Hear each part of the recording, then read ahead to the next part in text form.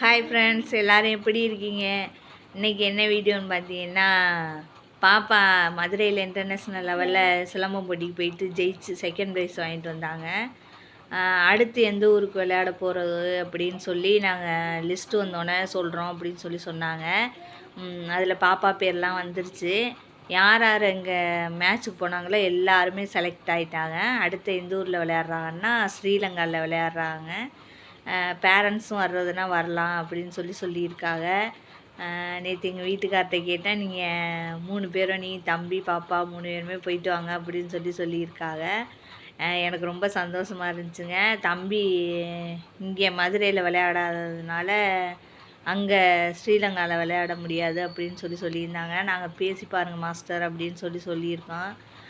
அவன் இந்த டைம் விளையாட வைக்கலைன்னா அழுதுருவாங்க கண்டிப்பாக.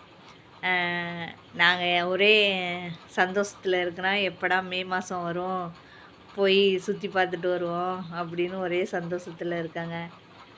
பாப்பா அடுத்த மேட்ச்சு ஸ்ரீலங்காவில் விளையாட போகிறா. அங்கே விளையாண்டுட்டு எத்தனாவது ப்ரைஸ் அடிக்கிறா அப்படின்னு சொல்லி உங்களுக்கு நான் வீடியோவில் சொல்கிறேன். பாய்.